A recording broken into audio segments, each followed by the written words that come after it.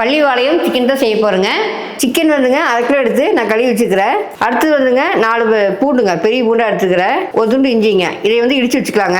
அடுத்தது வந்துங்க நீளமாக ஒரு 7 மிளகாய் எடுத்து விதையெல்லாம் எடுத்துட்டு கட் பண்ணி வச்சுக்கிறேங்க. 150 கிராம் சின்ன வெங்காயத்தை வந்து நான் கட் பண்ணி எடுத்து வச்சுருக்கேன். சிக்கன் செய்யறதுங்க அடுப்பில் வந்து ஒரு கடாய் வச்சுக்கிறேங்க. நல்லெண்ணெய் ஒரு 4 டேபிள் ஸ்பூன் ஊற்றிக்கலாம். 1 ஸ்பூன் கடுகு போட்டுக்கலாங்க. 1/2 ஸ்பூன் சீரகம் போட்டுக்கலாம். 1 ஸ்பூன் உளுந்து போட்டுக்கலாங்க. கொஞ்சம் கருவேப்பிலை போட்டுக்கலாம். அடுத்தது வந்து கட் பண்ணி வச்சு வரமிளகாய் போட்டுக்கலாங்க. போட்டு 10 செகண்ட் தட்டி விடலாங்க.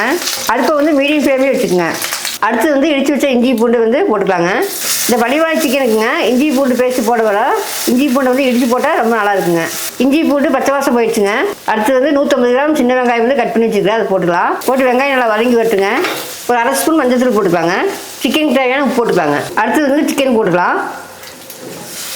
சிக்கன் நல்லா வதங்கி வரட்டுங்க, அதே தண்ணி விடுங்க. சிக்கன் வதக்கிறப்போ பாருங்க, சிக்கன் வந்து இந்த அளவுக்கு பரட்டி விட்டுட்டேன்.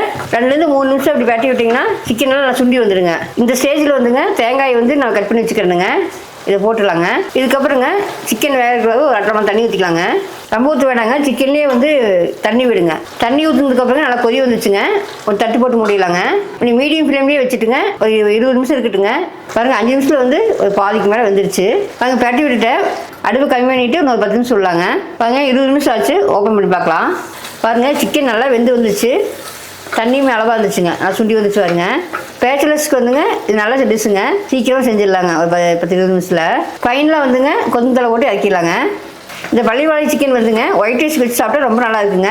ரசம் சாப்பாட்டுக்கு, தயிர் சாப்பாட்டுக்கு எல்லாமே ரொம்ப நல்லா இருக்கும்.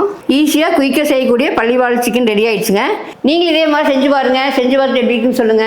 பிடிச்சுன்னா நம்ம ஸ்ரீதேவி சமையலுக்கு சப்ஸ்கிரைப் பண்ணுங்க, லைக் பண்ணுங்க, உங்கள் ஃப்ரெண்ட்ஸ்க்கெல்லாம் ஷேர் பண்ணி விடுங்க. மீண்டும் ஒரு நல்ல ரெசிபி சந்திக்கிறேங்க. ஓகே, பாய்.